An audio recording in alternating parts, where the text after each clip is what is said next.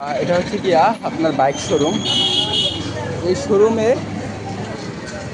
অনেক কিছুই দেখার আছে, যাওয়া যাবে নাকি এটা না, কারণ ব্যস্ত মনে হইতেছে লোকদেরকে দেখা।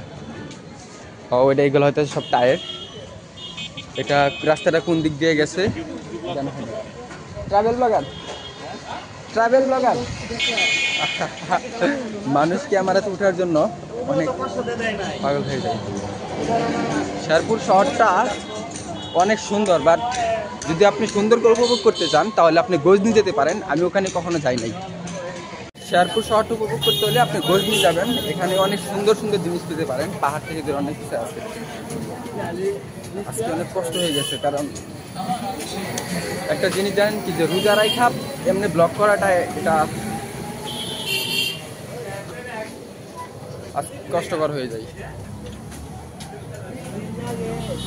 ও গাড়ির যে পরিমাণে জ্যাম, এই পরিমাণে জ্যামের থেকে বেয়ার হইলে দেখো।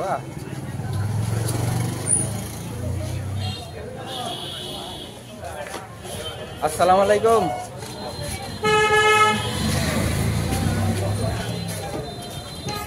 এখানে হয়তো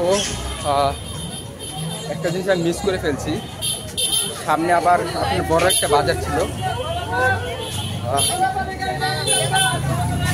সামনে বড় একটা বাজার ছিল, ওই বাজারটা আমি দেখাতে পারিনি, কারণ ওই দিকটা আমি যাই না, আর কখনো তো আমি গেছিও না, এতটুকু জানি না। ও তাকে তো স্কুল হইতে পারি। কে হুয়া? ইন্ডিয়ান ভাষা ব্যবহৃত বাংলাদেশে।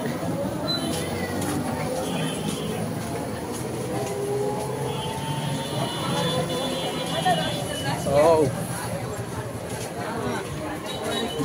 কেমন আছেন? সব থেকে সুন্দর প্লেস পাওয়া যায় আপনার গজনি বা মধুটিলা গেলে, ওইখানে সব থেকে বিখ্যাত হইতেছে আপনার গজনি পাওয়া যায়।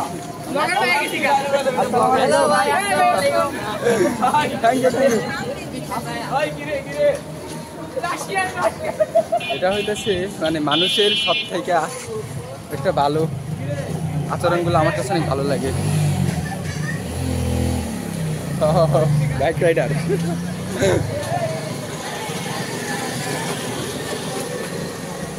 শেরপুরে কত দূর ঘোরা হয়েছে আমি নিজেও জানি না, বা কত কিলোমিটার হাঁটা হয়েছে।